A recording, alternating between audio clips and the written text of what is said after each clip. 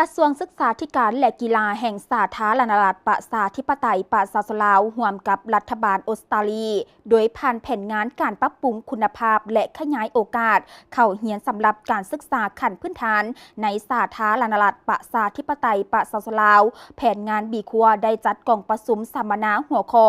การคุ้มครองการพัฒนาวิชาชีพครูแบบตัวเนือง CPD ให้แก่พนักงานห้องการศึกษาธิการและกีฬาเมืองในท้ายเดือนกันยายน 2025 ที่ศูนย์อบรมศูนย์กลางแนวลาวสังศาสตร์โดยการเป็นประธานของท่านนางคำผัดไสยลินคำหองหัวหน้ากรมสั่งครูท่านกาวินเคลซี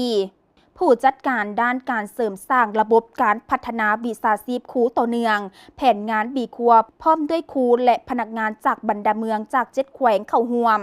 ท่านนางคำผัดไสยลินคำหองหัวหน้ากรมสั่งครูได้กล่าวว่ากองประชุมครั้งนี้เป็นส่วนหนึ่งของการสร้างขีดความสามารถที่ออกแบบมาเพื่อสนองทักษะและความรู้ความสามารถให้แก่พนักงานศึกษาและกีฬาเมืองเพื่อวางแผนและคุ้มครองการพัฒนาวิชาชีพครูแบบต่อเนื่องของครูอยู่ในขั้นโรงเรียนของเขาเจ้าอย่างมีประสิทธิผล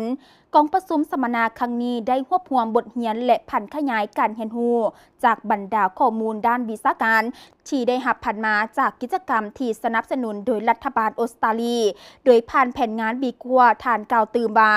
ในหลายวาระกองประชุมจะมีหัวข้อเกี่ยวกับความเสมอภาคหญิงชายการศึกษาเรียนร่วมและการปกป้องเด็กจุดประสงค์เพื่อให้พนักงานขัดเมืองเข้าใจลึกซึ้งว่าการศึกษาเรียนร่วมแม่นหยังและข้อดังกล่าวแม่นความสำคัญของโรงเรียนชั้นประถมในสาธารณรัฐประชาธิปไตยประชาชนลาวผู้เข้าร่วมจะได้เรียนรู้เกี่ยวกับการปกป้องเด็กและวิธีการเชื่อมโยงเข้ากับการศึกษาเรียนร่วมพร้อมทั้งเขาเจ้ายังจะได้ระบุภาระบทบาทและความรับผิดชอบของศึกษาธิการและกีฬาเมืองและพนักงานในขั้นโรงเรียนในการปฏิบัติการส่งเสริมการศึกษาเรียนร่วม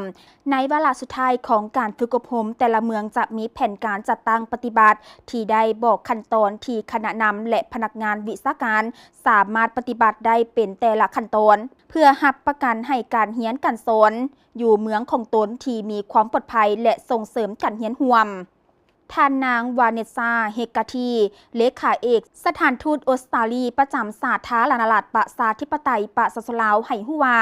รัฐบาลออสเตรเลียพร้อมเฮ็ดเวียกอย่างใกล้ชิดกับกระทรวงศึกษาธิการและกีฬาแห่งสาธารณรัฐประชาธิปไตยประชาชนลาวเพื่อสร้างความเข้มแข็งให้แก่ระบบการพัฒนาวิชาชีพครูแบบต่อเนื่องสำหรับครูและเพิ่มทวีการช่วยเหลือครูในสภาพการขาดแคลนครูในปัจจุบันพวกเฮาเชื่อว่าการสนับสนุนนี้มีความสำคัญต่อการรักษาแรงจูงใจในการสอนของครูและปรับปรุงคุณภาพการสอนในที่สุดสิ่งเหล่านี้จะส่งผลให้การเรียนของนักเรียนดีขึ้นพัฒนาวิชาชีพครูแบบต่อเนื่อง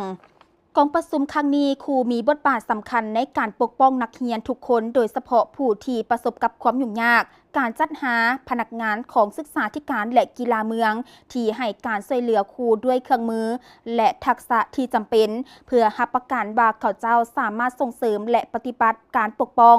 รักษาความปลอดภัยสำหรับเด็กทั้งในและนอกของเรียนแม่นสำคัญรัฐบาลออสเตรเลียยินดีสนับสนุนกระทรวงศึกษาธิการในการฝึกอบรมครั้งนี้ภายหลังกองประชุมดังกล่าวพนักงานจะได้รับการสนับสนุนและสุกยูให้นำใช้